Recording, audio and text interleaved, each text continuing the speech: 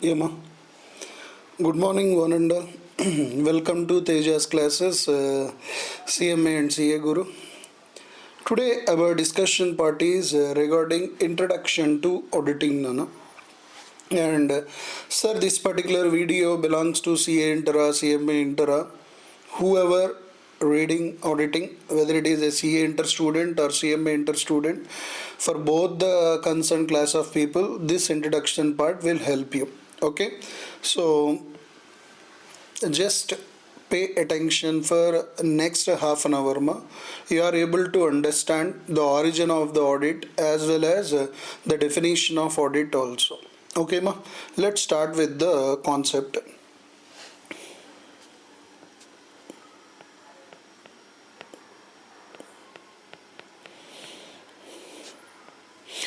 Auditing. What is the origin of the auditing? Before we need to know what is the meaning and nature of auditing, it is better to first understand the origin of the audit. Actually, the word audit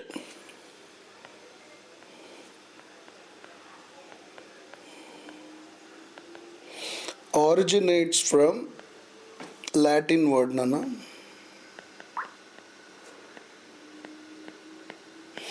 Which word it was originated? Latin word. What is that Latin word means? Adire. Sir, what is the meaning of adire means? To hear. The olden days, what auditor will do means he will sit beside the person who is reading the financial statements, and based on that he is in a position to express his opinion. So our audit was derived from which word nana? Adire. Which word? That is Latin word. What is the meaning of adire? To hear or to listen also you can write down. To hear or to listen.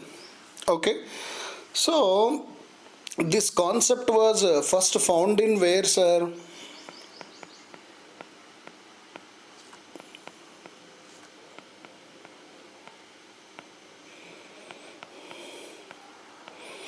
Kautilya's Ardhasastrama.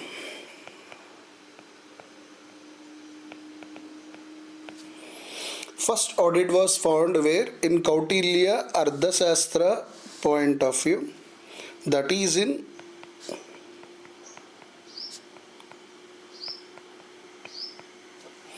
fourth century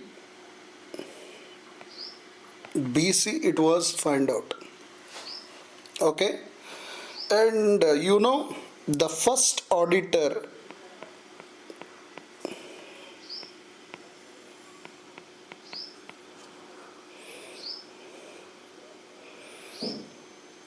appointed by whom? British. Which year? 1860. The first auditor general of India. When ma? 1860 the first auditor was appointed. So having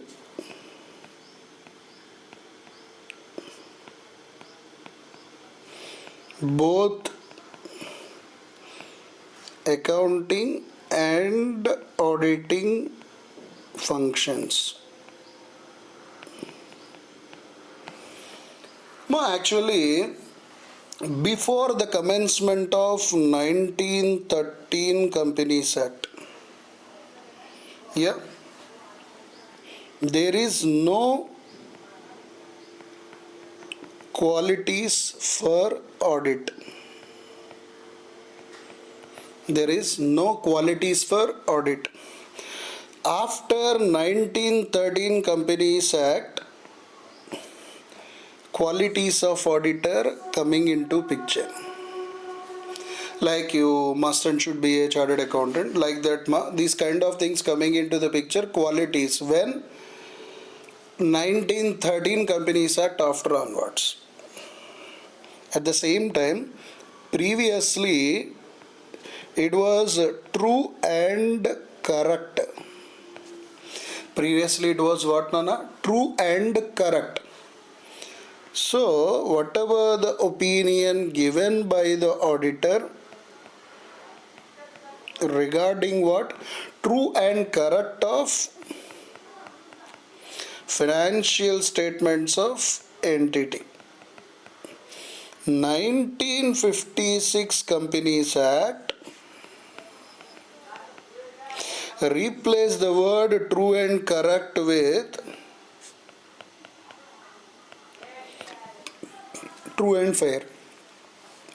Sir, why means? Before going for explanation of those two words, you need to know two words, Nana. What is that?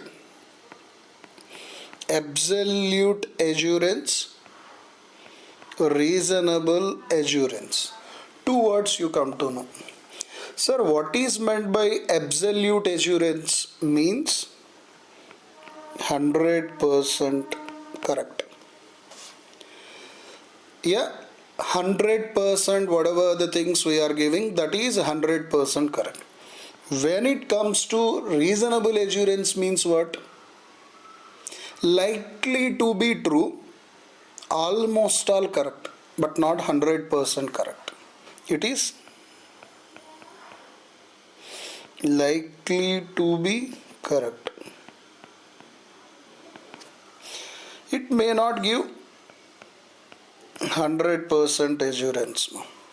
Reasonable assurance never give you 100% assurance. But absolute assurance will give you 100% assurance. This will covered under investigation. This will covered under investigation. So as an auditor, which opinion you will express means only you may be in a position to gather evidences. What you will do, gather evidences. Evidences means as for your understanding. Right now I am indicating information. Exactly we will discuss in the next session's point of view. So as an auditor, always we will give which assurance only? Reasonable assurance. This is simply high level of assurance. This is simply what, Nana? High level of assurance. As an auditor, if you give reasonable assurance, enough for us. We don't require 100% assurance. Why? Absolute assurance we don't require, and we can't give it also because auditing has its own limitations. Auditing has its own limitations. That's the reason as an auditor we never be in a position to express absolute assurances. Only we are able to give reasonable assurances only. Okay. So it is when simply in a simplified manner, as an auditor, if it is convincing you,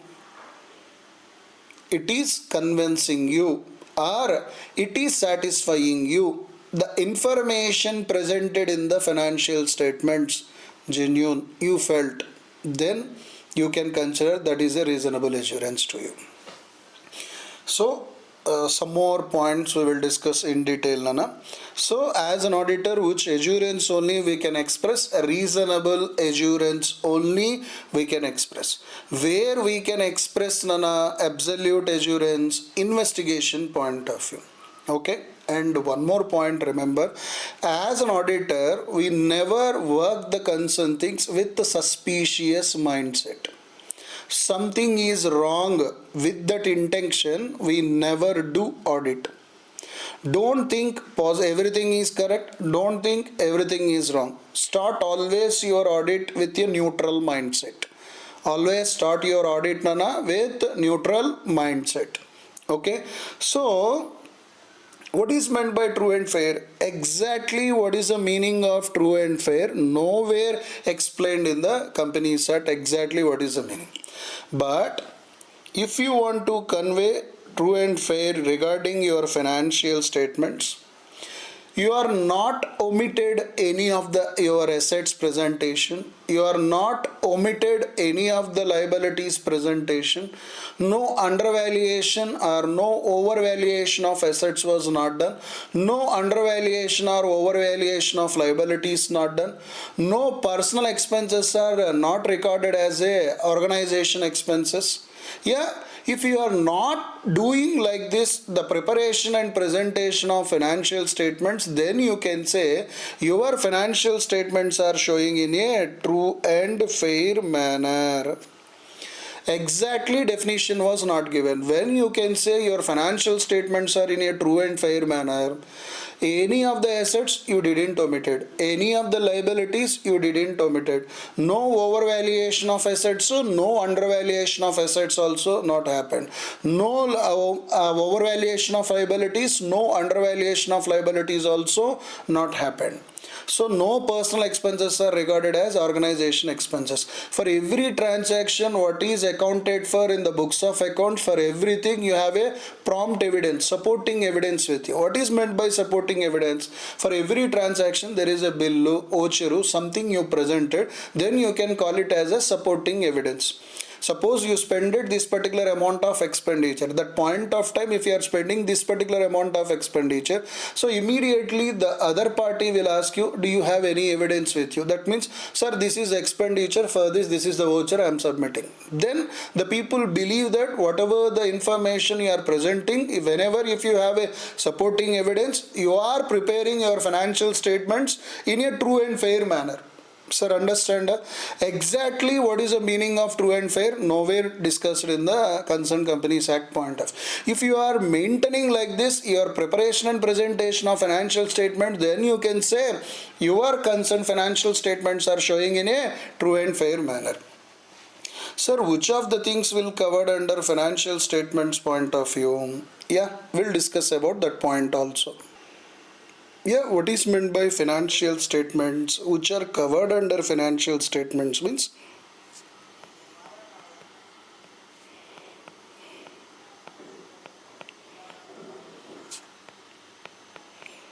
income statement, balance sheet, cash flow statements, notes to accounts, and the final one,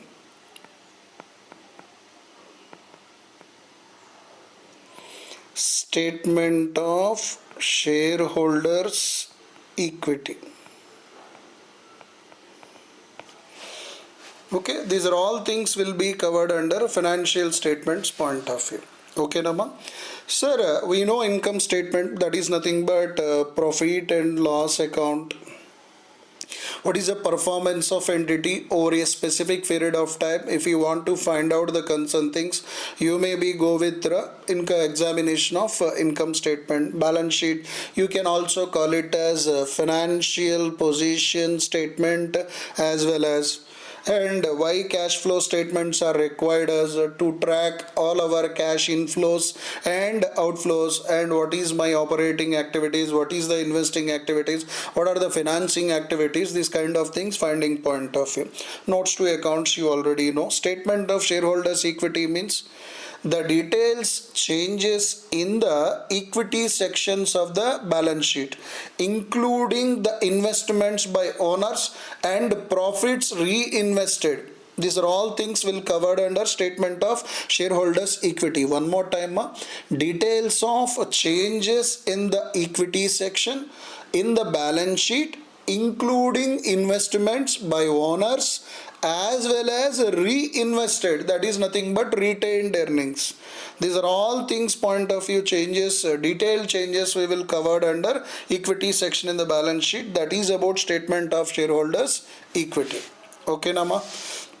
At the same time, and continue. So why we are discussing all these points means simply, Nana, if you want to understand the definition of audit, if you are aware of all these points, it's easy to you to understand the things. Okay. So now move to the definition of audit.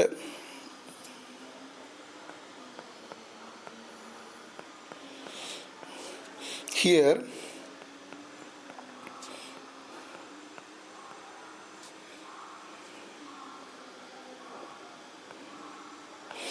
independent examination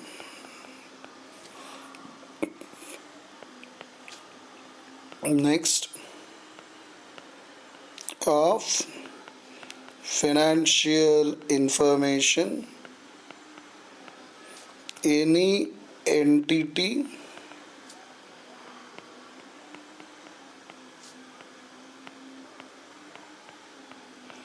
for expressing of opinion.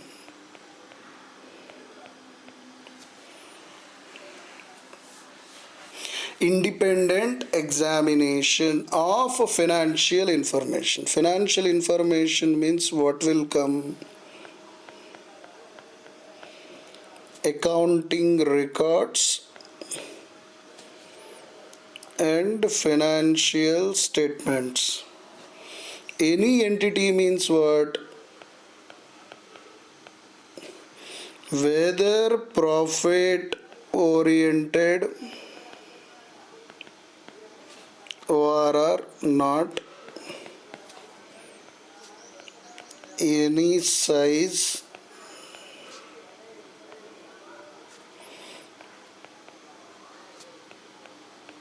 any legal form. So audit means what, sir? Independent examination of financial information of any entity, whether profit oriented or not, any irrespective of its size or legal form, when such examination is conducted with a view to express an opinion. Okay, here opinion on what we are expressing? On financial statements. Regarding what? They are showing in a true and fair manner or not, and whether they are free from material misstatements. This entire part combiningly we are calling it as audit definition. Audit is independent examination of financial information of any entity, whether profit oriented or not, irrespective of its size or legal form, when such examination is conducted with a view to express an opinion on the concerned financial statement. Financial statements examination regarding why I am doing examination, what my opinion regarding whether the financial statements are showing in a true and fair manner or not, whether the financial statement preparation and presentation they are free from material misstatements or not. Material misstatements due to fraud or error.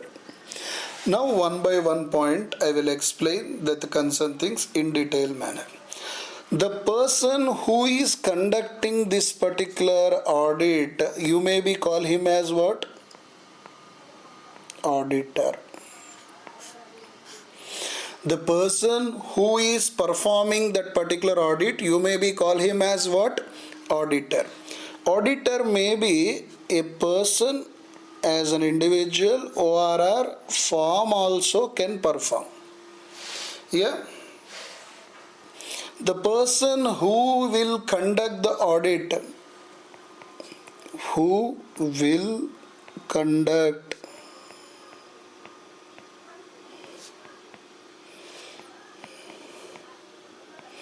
you can call him as engagement partner.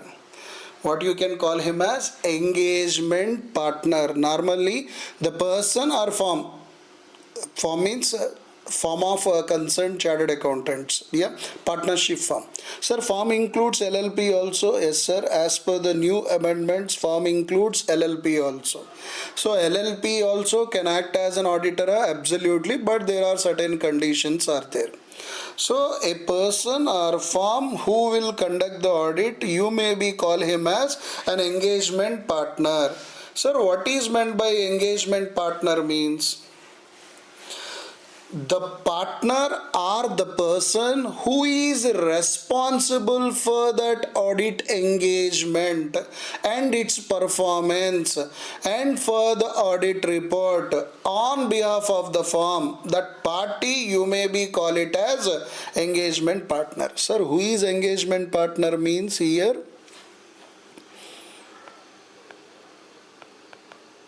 Partner or other person who is responsible for audit engagement, who is responsible for audit engagement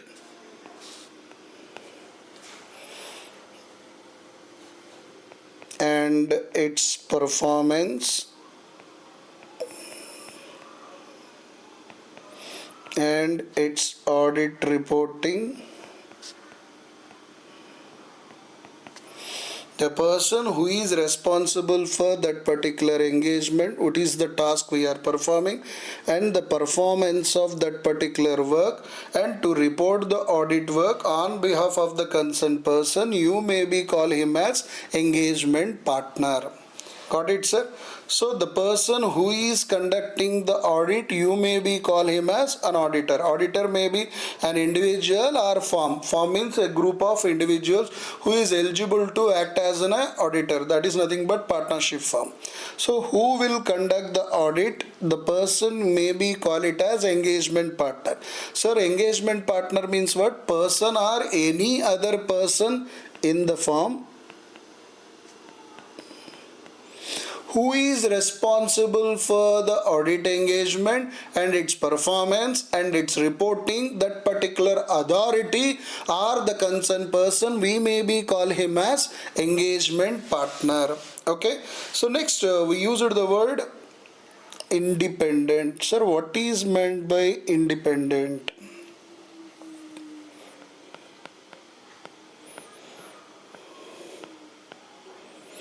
So independent means not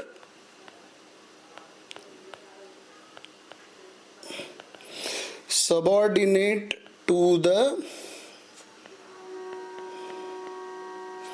wishes of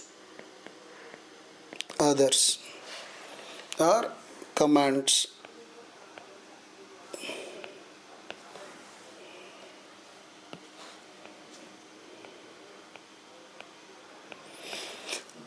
When you can say you are acting as an independent, you are not subordinate to the wishes of others or not performing others' command point of view. Yeah. And auditor, he should be independence in mind as well as in appearance. As an auditor, you should maintain independency towards the mind. State of mind means what? Without being affected by the influences. If you are there, then you are independent in mind. Then, if your objectivity is not compromised by the third parties, then you can say your independency in appearance. In mind, when you can say, ma, without being affected by influence.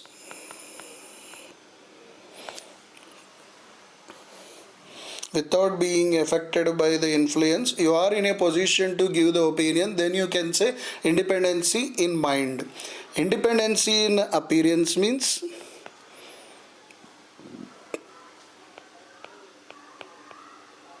objectivity has not been compromised. Sir, means what, sir? Facts and circumstances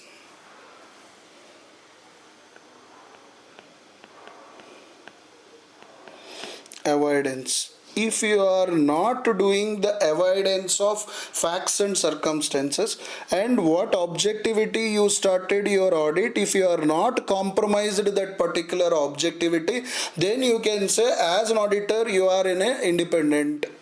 Got it, sir? Sir, can you go with one example? Sure, ma'am. Suppose you are working with Teja's company point of view.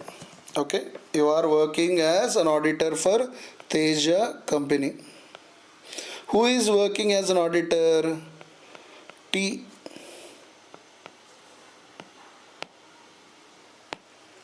One minute, distracted, I think so. Yeah, ma. Let's continue. So let's take an example. X and Y both are partners. They appointed as an auditor for A company. This case, ma, Y is having some shares in A. Now, Y become a shareholder in related to that company, ma? Then Y is in a position to influence X to give report in favor of the A company or not? Yes, sir. That kind of situation you cannot perform your work in an independent manner. Then there is a chance of someone influence you here in your opinion point of view. That point of situation, what you need to do? Better don't do audit for this company. That is what the meaning of nana independency. That means where it can be possible to impact or to just impact your opinion, you are in a position to give your opinion as per wish. You may be in a position to influenced by someone. Whenever if you are giving an opinion, that kind of situation you can call it as nana independency. You have no independence itself. So auditor's opinion is not subordinate to the wishes of someone, that is nothing but appointing authority. Even though the appointing authority is asking you, sir, give in favor of us the report, that point of situation also you don't listen their words, because they are only appointing authority. How you need to do audit, how you need to do opinion, and what kind of evidences you need to collect it, this is purely your part. You are not supposed to influenced by someone, even the appointing authority also. So the auditor independency safeguard the auditor's ability to form an audit opinion. So independency, if you don't have, don't do audit. Independency is a safeguard, because if someone filed a case against you later on, you performed your duties with due diligence, due care, you didn't violated any of the things, you didn't committed any of the misstatement, you didn't influenced by someone, that point of situation your opinion is not being affected by the influence of others. If it is not there, then you can say you are an independent. Okay, simply independency means not subordinate to the wishes of others or command of the others. Okay, now. So independency in mind, understand, independency in appearance also understand, without being affected by the influence, objectivity is not being compromised. Okay, next, independent examination. What is meant by examination, sir? Checking, verify. Yeah, checking, verify. These are all things will covered under examination. What I am doing examination of what? Financial information, accounting records and financial statements. Accounting records means what? Whatever the books, records, documents, statements maintained by the concerned entity, and the financial statements what is prepared by the concerned management. Here remember one keyword, AFRF. applicable financial reporting framework. AFRF means what, Nana? Applicable financial reporting framework. Whenever the preparation and presentation of financial statements as per law plus accounting standards combiningly, if you do, then you prepared the concerned financial statement as per applicable financial reporting framework. Learn these technical terms, sir. Auditing is purely technical terms. If you are very good at technical terms, you can play with this particular audit subject, especially if you are a CMA inter student. Very scoring subject when compared to corporate accounting. This subject will give you more marks if you follow my simple tips. Got it, sir? So what is meant by applicable financial reporting framework? The preparation and presentation of financial statements as per applicable rules and regulations, and wherever required you need to comply with standards on auditing, standards on accounting. Then you can say the preparation and presentation of financial statements are as per applicable financial reporting framework. Sir, you mentioned any entity means, sir, don't feel that audit is only conducted for which entities? Only which of the entities eligible for audit, only those audits, those companies we don't do audits, sir.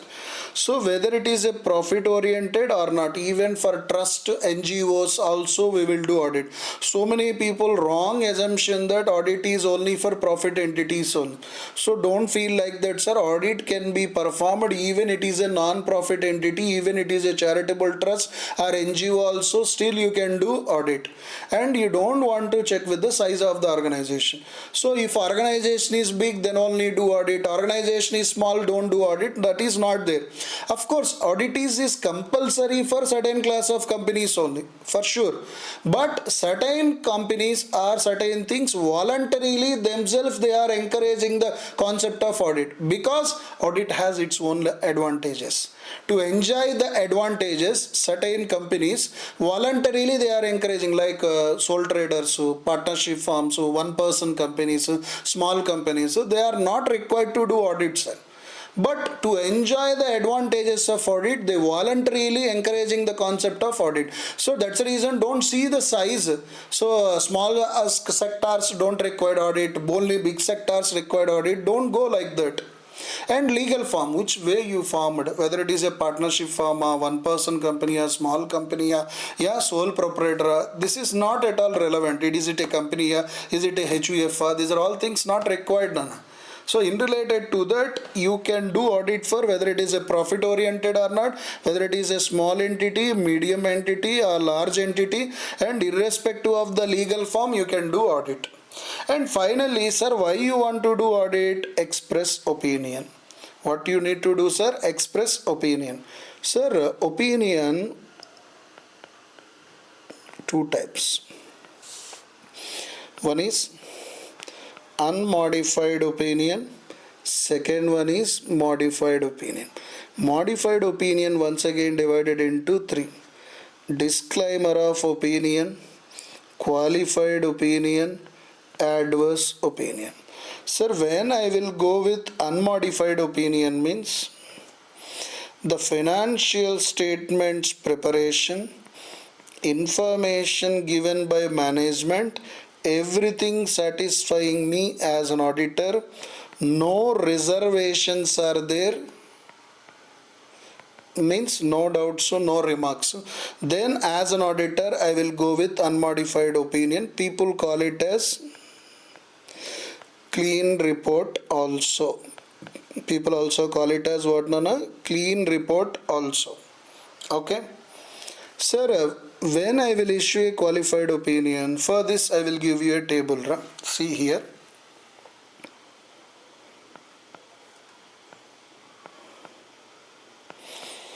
Pervasive material misstatements. Sufficient and appropriate audit evidence.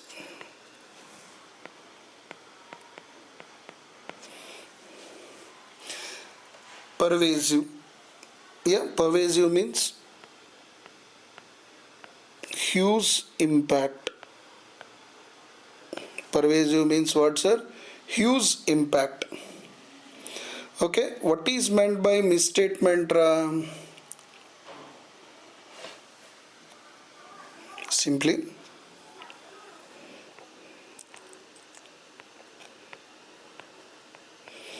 required ACPD mine reported ACPD. What is meant by ACPD? Amounts, classification,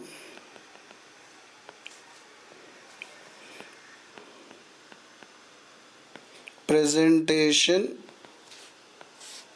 disclosure. Yeah,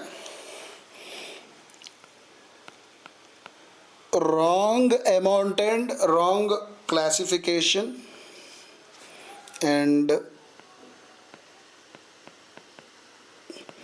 unsuitable presentation and unsuitable disclosure. So what is meant by misstatement? What is meant by material misstatement? Before that we need to know what is meant by misstatement. What is actual amount? What is the reported amount? If you have difference between them, but both are equal, but if both are not equal, what is the amount you reported? What is the required amount to be presented? Both are different. What is the required classification and what is the reported classification? There is a difference. What is the presentation required? What is the presentation reported? There is a difference. What is the disclosure required? What is the disclosure they made? There is a difference. Then you can call it as a misstatement. If any of the misstatement they are able to influence the economic decisions of the users, you may be call them as material misstatements. One more time I am repeating. Which of the concerned misstatements is in a position to influence the economic decisions of the users, you may be call them as material misstatements. Sir, one more time, what is meant by misstatement?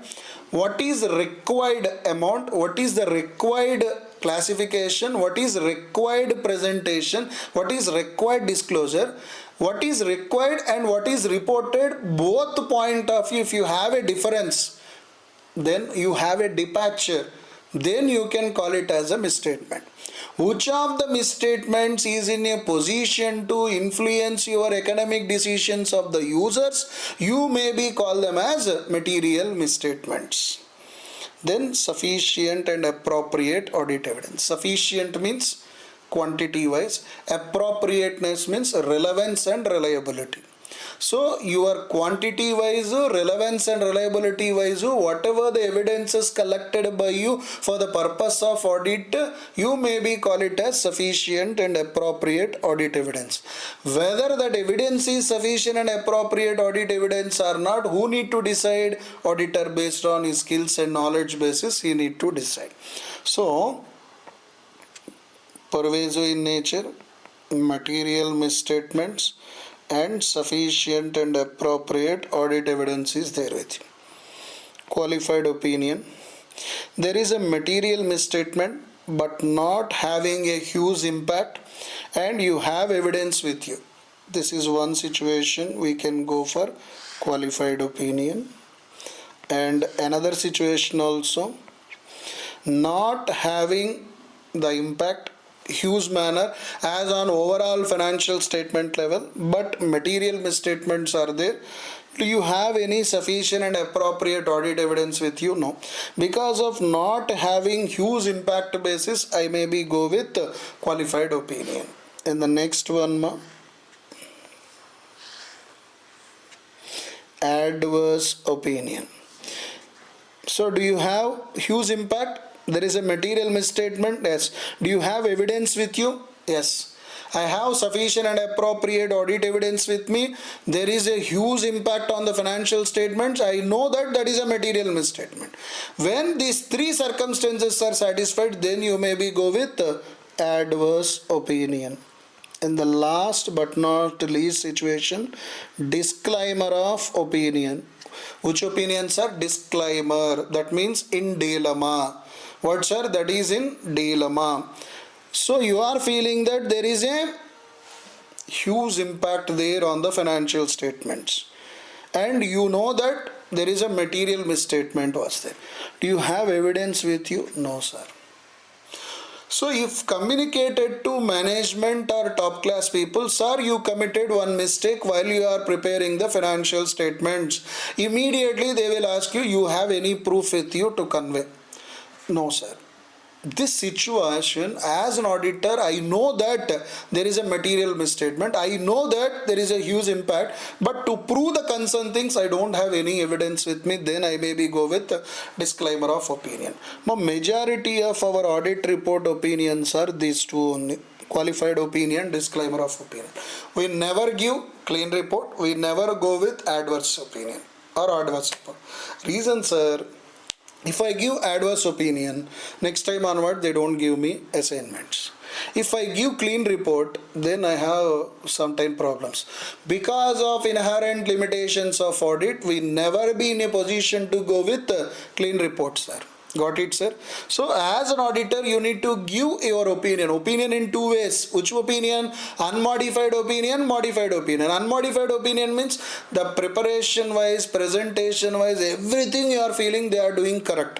Nothing omitted. You don't have any reservations. You don't have any doubts in related to the preparation and presentation and information given by the management to you. As an auditor, you all aspects you are satisfied.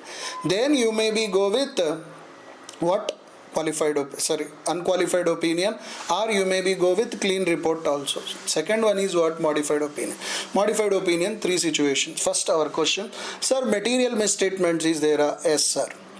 And the material misstatement having a pervasive in nature, that means having huge impact.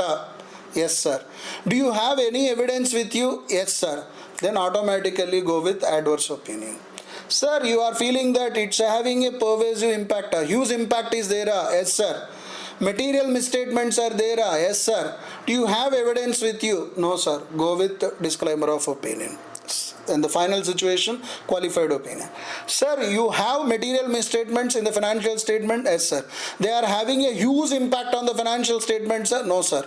They are not persuasive in nature. Do you have evidence with you? Yes, sir. Go with qualified opinion. You are feeling that material misstatements are there? Yes, sir. Having a huge impact on the financial statement? No, not pervasiveness in nature. Then you have any evidence with you? No, sir. This situation, go with qualified opinion. Got it, ma? So as an auditor, you may be express majorly two kinds of opinions. One is qualified opinion, second one is disclaimer of opinion. Got it, sir? This is about audit definition. So if you learn like this audit, then you never forgot your concepts. Here so many concepts we discussed, so many technical words. That's why I'm communicating to my students. If you learn audit with the technical terms and with this explanation, if you are a CMA inter student, by listening the classes you can write the exams directly. That much comfort you can face. So finally, what is the definition of audit? Auditing is an independent examination of financial information of any entity, whether profit oriented or not, irrespective of its size or legal form, when such examination is conducted with a view to express an opinion thereon. Independency means not subordinate to the wishes. Independency in mind should be there, independence in appearance should be also there. Independence in mind means what? You are not in a position to affected by the influences. And independence in appearance means you never be in a position to compromise your objectivity. What concept basis you started your audit, it never be in a position to compromise. Then you can say as an auditor you have independence in appearance. Even appointing authority also should not be in a position to influence you. Got it, sir. And when it comes to financial information, accounting records, so financial statements, so what is prepared and provided to you by the entity, all these things covered under financial information. And financial statements means you know already income statement, balance sheet, cash flow statements, notes to account, statement of shareholders equity. Any entity. So many people wrong assumption that audit is only for profit entities. Sir, audit will be conducted for NGOs, non-profit organizations also. Don't see the size of the company, don't see the legal form of the company also, because audit has its own advantages. To enjoy the advantages, some of the companies voluntarily they are encouraging audit. You may be called that concept as non-statutory audit, or you may be also call it as a voluntary audit. Finally, what is the intention of the auditor after doing the entire examination? What I need to do? Give my opinion. Where? In WhatsApp or Telegram? No, sir. In audit report. Where I need to express my opinion? In audit report. How many types of opinion as an auditor you can give? Two. One is unmodified. Second one is modified. Unmodified means everything satisfying me, no remarks, nothing. I'm fully satisfied with the client information, the preparation, presentation, everything they are completely showing in a true and fair manner. When I will go for modified opinion, three situations I need to check with. You have sufficient and appropriate audit evidence with you? Yes, sir. Do you feeling that material misstatements are there? Yes, sir. Do you have having a huge impact? They are in pervasiveness in nature? No, sir. Go with qualified opinion. So qualified opinion will happen in two situations. One, they are material misstatement, having sufficient and appropriate audit evidence, not having a huge impact, not pervasiveness in nature. Not pervasiveness in nature, not sufficient and appropriate audit evidence, but material misstatements are there. These two situations we may be go with Nana qualified opinion. When it comes to disclaimer of opinion, I am in dilemma, because I know that material misstatements are there, I know that huge impact on the financial statements. To prove the concerned things, I don't have any evidence with me, then I maybe go with disclaimer of opinion. Finally, adverse report or adverse opinion. So do you have material misstatements in the financial statement? Yes, sir. You are feeling that there is a huge impact on the financial statement? Yes, sir. Do you have any evidence with you? Yes, sir. Then that point of situation you can go with adverse opinion. Majority of the situations auditor may go with qualified opinion or disclaimer of opinion only. This is about Nana definition of audit. Got it, sir? Is it clear? Yes, sir. Sir, please like the video. Please share to your friends, because your likes give us so much motivation and all these things. And please subscribe our channel. So many people without subscribing the channel only, they are watching the concerned videos. And please share to the needy people as well as. Got it, sir? And I just want to inform you, and finally we are going to start with SSB batch. SSB we are starting. Success strategy batch. This is success strategy batch. This success strategy batch concept is we maybe cover all important questions, examination point of view, and some extra questions from different sources, and it may be around 15 to 20 days concept. And fees is also very nominal. Who required the fees details and all these things, please ping us personally 8143443454. You can ping me for the fees details. And very interesting point, very less people. If you have more confidence, then only you can do this. If you fail, whatever the fees you will pay, I will refund that. That is the concept of success strategy batch. But there are certain conditions in related to that. You need to attend all the sessions, and you need to do the work what I said to you, and whatever the questions I practiced, all these questions will be available in the exams to you. Yama, that is the intention of this particular batch. Please communicate it to your friends as well as who are required, who want to pass cost accounting, and we have the subjects related to management accounting, cost accounting, and audit. These three subjects we have success strategy batch. and already I told you, if you fail, I will give you the refund of whatever the amount you paid. And it may be in March I want to start this particular batch. By February 10th I want to close the enrollments. Who are interested, please pay the consent amount before only. How much amount and all these things, please ping or please phone call to that particular number. Sir, maximum I want to go with only 15 students. So if I reach it to the 15 students, I don't accept someone else, because I want sure shot success. Who are taking with me, they need to qualify. That's the intention. That's the reason I don't want huge crowd here. So my intention is only for 15 students.